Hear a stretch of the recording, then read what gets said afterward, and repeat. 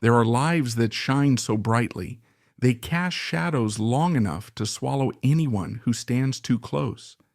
And then there are the people who choose to live in those shadows, not as victims, but as keepers of the flame, tending to a brilliant, beautiful, and often dangerous fire. Her name was Mary Welsh, and to the world she is remembered, if she is remembered at all, by another more famous name, Hemingway. She was his fourth and final wife, the woman who stood beside him during the tumultuous peak of his fame and through the terrifying, heartbreaking spiral of his decline. The woman who woke up one July morning in 1961 to the sound that would end his story and define the rest of hers. But before she was Mrs. Hemingway, she was a force of nature in her own right, a trailblazing journalist who had stared down the London Blitz, who had traded insights with Winston Churchill, and who had carved out a remarkable career in a world dominated by men. She was nobody's property, nobody's footnote. So how did this fiercely independent woman from the backwoods of Minnesota find herself tethered to the most ferociously magnetic and famously difficult author of the 20th century?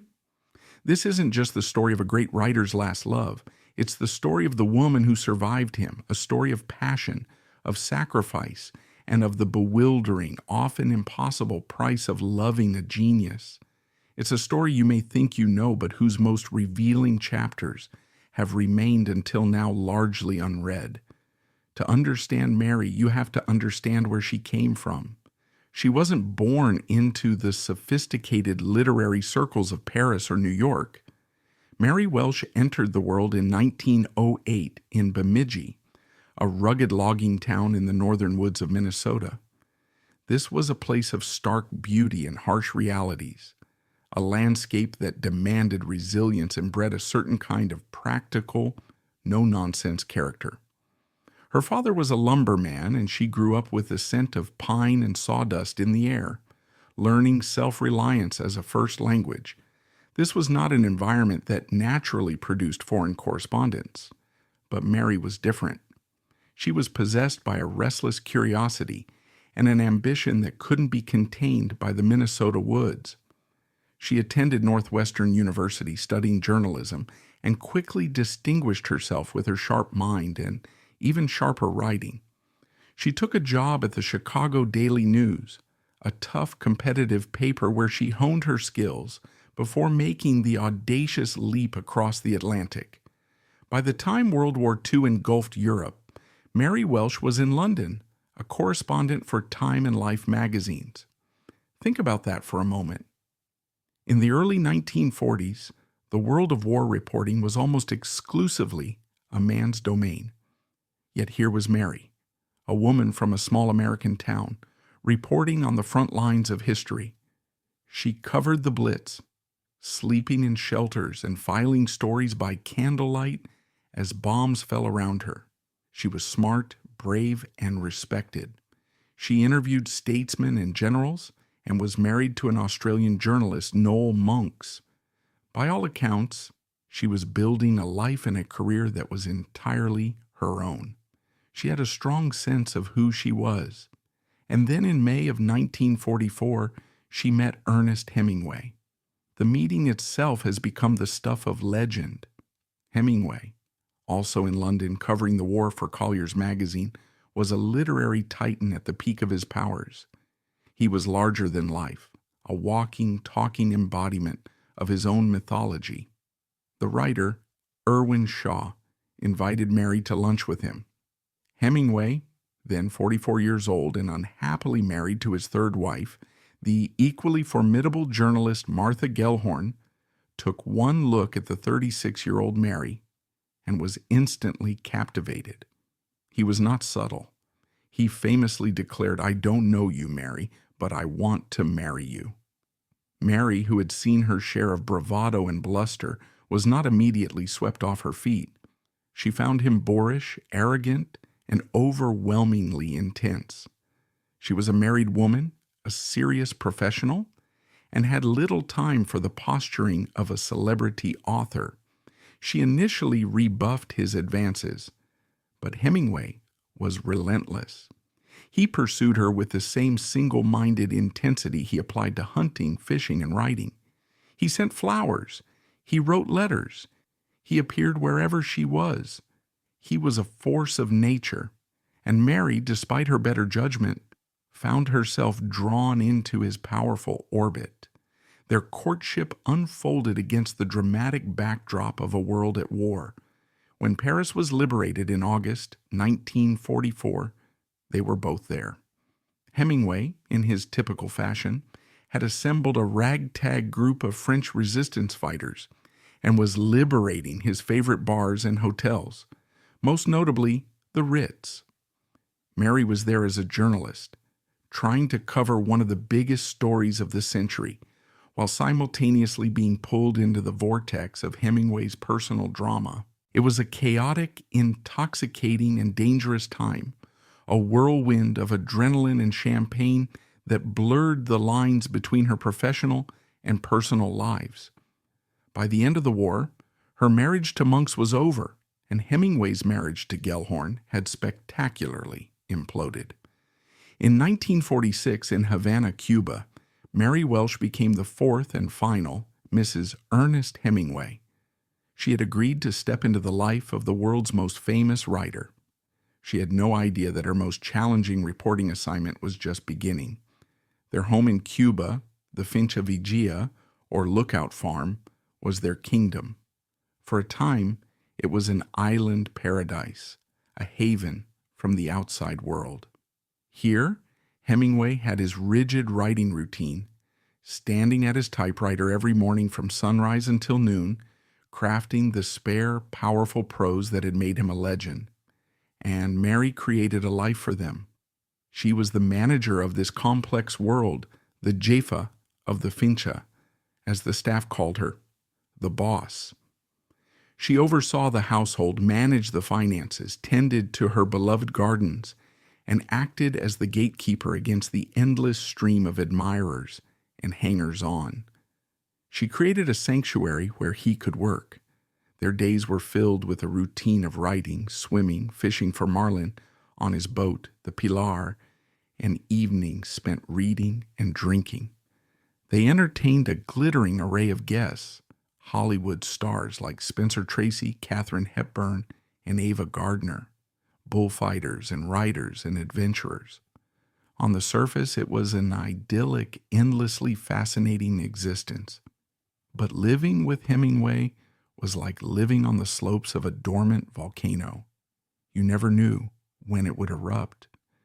Mary quickly learned that the same man who could be charming, tender, and brilliantly funny could, in the space of a single drink, become a cruel, paranoid, and abusive tyrant. His alcoholism was a constant, menacing presence. He had pet names for her, my kitten, my pickle, but he could also lash out with breathtaking cruelty.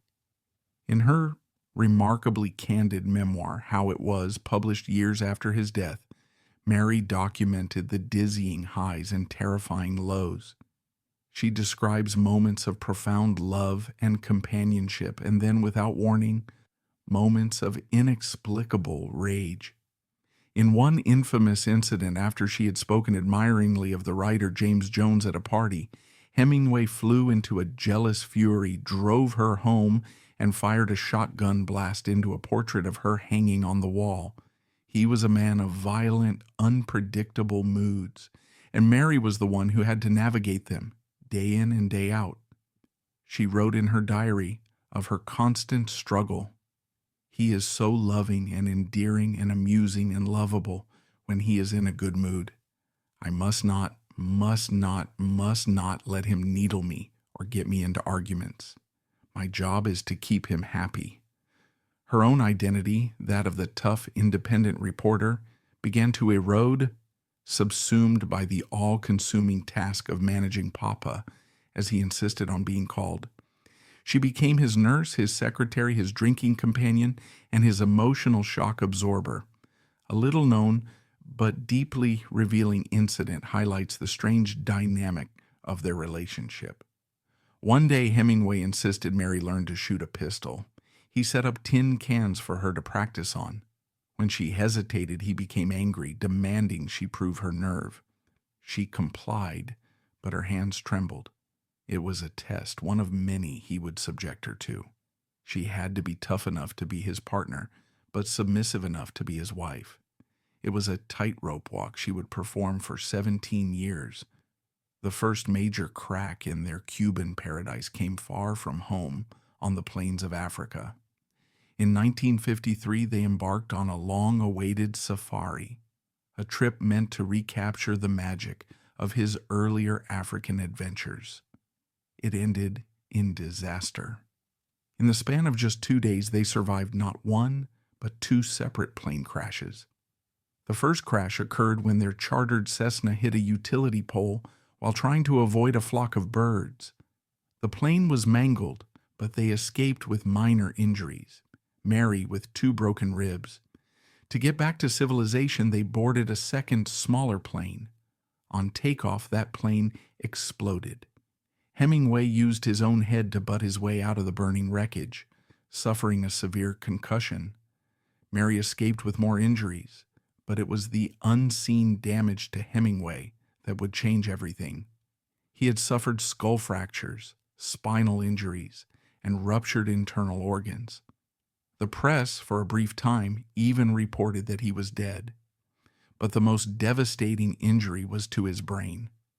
Many biographers and medical experts now believe that this traumatic brain injury was the tipping point, the event that accelerated his descent into the severe depression, paranoia, and memory loss that would plague his final years. The vibrant, bullish man Mary had married began a slow, inexorable fade, replaced by a frightened, confused, and increasingly delusional shadow of his former self. They returned to the finca, but the magic was gone. The volcano was no longer dormant. In 1954, Hemingway was awarded the Nobel Prize in Literature, the crowning achievement of his career. But it was a hollow victory. He was too ill, both physically and mentally, to travel to Sweden to accept it. He recorded a short, humble speech from Cuba, but the man on camera was a ghost. Mary stood by his side, propping him up, protecting him, but she was watching the man she loved disappear before her very eyes. His health continued to deteriorate. He suffered from high blood pressure, liver disease from his alcoholism, and the lingering effects of his many injuries. But it was his mind that was truly failing him. He became obsessed with the idea that the FBI was spying on him, that his finances were being ruined, and that his friends were betraying him. His rages became more frequent, his depressions deeper and more prolonged. Mary's life became a constant state of high alert. She tried to get him help, but he resisted, his paranoia twisting her concern into an act of betrayal. He would accuse her of trying to have him committed. He would hide bottles of liquor around the finca, and she would search for them, pouring them down the drain like a detective in her own home. She wrote in her diary, "He is beyond my help. The boat is sinking." This was a hidden struggle, a private agony that played out behind the beautiful facade of their celebrity life. One of the most heartbreaking, rarely mentioned facts is that Mary herself began to suffer from the immense stress, developing her own health problems as she tried to single-handedly hold their world together. She was a prisoner in her own paradise. The Cuban Revolution in 1959 made their life at the finca untenable. They were forced to leave their beloved home, the sun-drenched island that held so many of their memories, both good and bad. They settled in Ketchum, Idaho, a place Hemingway had loved for its rugged beauty and hunting opportunities. But the cold, isolated landscape was a world away from the warmth of Cuba, and it seemed to mirror the deep winter of his soul. In Idaho, his paranoia reached a fever pitch. He was convinced FBI agents were following his car, that his phone was tapped, that his bank accounts were being audited. While some of his fears had a sliver of truth, J. Edgar Hoover's FBI did have a file on him due to his connections in Cuba. His reaction was disproportionate and delusional. He couldn't write anymore. The words, which had been his salvation and his identity, had deserted him. He would stand at his desk for hours, weeping in frustration. Mary, now desperate, finally convinced him to seek treatment. He was admitted to the prestigious Mayo Clinic in Minnesota under an assumed name. The diagnosis was depression and paranoia, and the prescribed treatment of the day was brutal: electroconvulsive therapy, or ECT. He underwent more than a dozen sessions of shock therapy. The treatment, far from curing him, seemed to erase his memory and destroy what little was left of his confidence. When he was released, he was a broken man. He told Mary, "What is the sense of ruining my head and erasing my memory, which is my capital, and putting me out of business? It was a brilliant cure, but we lost the patient." He returned to Idaho in the spring of 1961, but he was gone. The light in his eyes was out. He was haunted, frail, and terrified. Mary watched him constantly, hiding the keys to the gun cabinet, trying to keep him safe from himself. But it was an impossible task. He had made his decision. On the morning of July 2nd, 1961, Mary was awakened from a deep sleep by a loud crash from the downstairs foyer. She ran down to find a scene of unimaginable horror. Ernest Hemingway, the titan of American literature, had taken his favorite shotgun and ended his own life. He was 61 years old. Mary Welsh Hemingway was a widow. In the immediate aftermath of the suicide, Mary did something that would become a source of great controversy. She lied. To the world's press, she claimed his death was an accident, that he had shot himself while cleaning his gun. It was a story no one really believed, but in that moment of profound shock and grief, it was the only defense she could muster. She was trying to protect him, even in death, from the stigma of suicide. It would be 5 years before she publicly acknowledged the truth. Her life was now irrevocably changed. She was no longer just a wife. She was the executor of one of the most important literary estates in the world. And this is where a new, complex, and often debated chapter of her life began. Mary became the keeper of the flame, the person responsible for Hemingway's posthumous legacy. She went through the vast trove of manuscripts he had left behind in a bank vault in Havana, and from this raw material she began to assemble new books.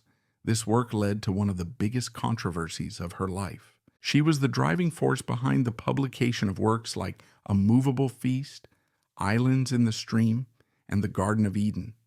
A Movable Feast, a memoir of his early years in Paris, became an instant classic.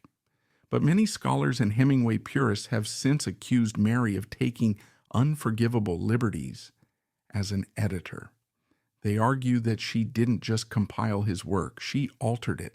She cut entire sections, rearranged chapters, and changed his wording, particularly in A Movable Feast.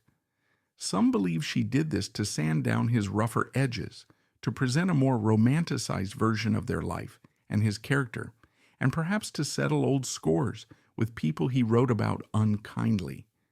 There is a fierce historical debate.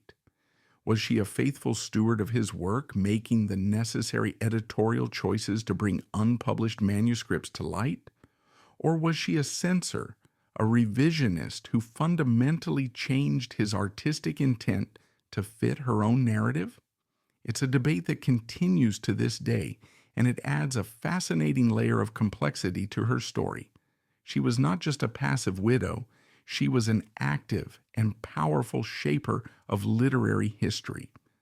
Other critics saw her in a harsher light, not just as a questionable editor, but as an enabler during his life. They argue that her subservience, her willingness to tolerate his alcoholism and abuse, allowed him to sink deeper into his illness. Would a different partner, someone who challenged him more, like Martha Gellhorn, have forced him to confront his demons sooner, or would that have simply driven him away? Mary chose the path of steadfast, almost unconditional love and support. Was it a form of strength or a form of surrender? The truth, as always, is likely somewhere in between. She was a woman in an impossible situation, making the only choices she felt she could. Mary Welsh Hemingway outlived her husband by 25 years. She moved to New York City but kept the house in Ketchum, the place where her world had ended. She never remarried. Her life was now dedicated to his memory, to managing his estate, and to telling her side of the story in her 1976 autobiography, How It Was. The book is a remarkable document, at times loving, at times infuriating, and always painfully honest about the contradictions of the man she loved. She doesn't shy away from his cruelty, but she also works tirelessly to explain the deep love and admiration that kept her by his side. In the end, Mary's story is one of immense historical significance, not just for what it tells us about Hemingway, but for what it reveals about the nature of love, art, and survival. She was the one who curated the final image of a literary giant. Without her, the world would not have a movable feast. Key parts of his legacy would be missing. She preserved his work, but she also shaped it, leaving her own indelible and controversial mark upon it. Her life is also a profound and cautionary look at what it meant to be the wife of a great man in the mid-20th century. Her own considerable talents and ambitions were almost entirely eclipsed by his. She traded her own byline for his name, her own story for a supporting role in his, and yet she was never just a supporting character. She was the stage manager, the director, and the editor of the entire production. Her strength was not in overt rebellion, but in quiet, stubborn endurance. When we look back at Mary Welsh Hemingway, it's easy to see her only through the lens of him, the last wife, the widow, the woman who was there at the end. But that does a profound disservice to the tough girl from the Minnesota woods who once reported on a world at war. She was a woman of immense contradictions, just like the man she married. She was strong and submissive, independent and devoted, a clear-eyed reporter who was perhaps blinded by love. Her legacy is as complex and debated as his. In her memoir, she wrote a line that perfectly encapsulates her journey. Reflecting on her life with Ernest, she said, "It was a damn fine race, but a tough course." Her story isn't a simple tragedy or a simple romance. It's a testament to the bewildering complexity of a human heart. It forces us to ask what we are willing to sacrifice for love, how we survive the unsurvivable, and who, in the end, truly gets to write the final chapter of a life. Mary Welsh Hemingway lived in the shadow of a giant, but in the end, she found a way to tell her own story, leaving us with a powerful, poignant, and unforgettable portrait of how it was.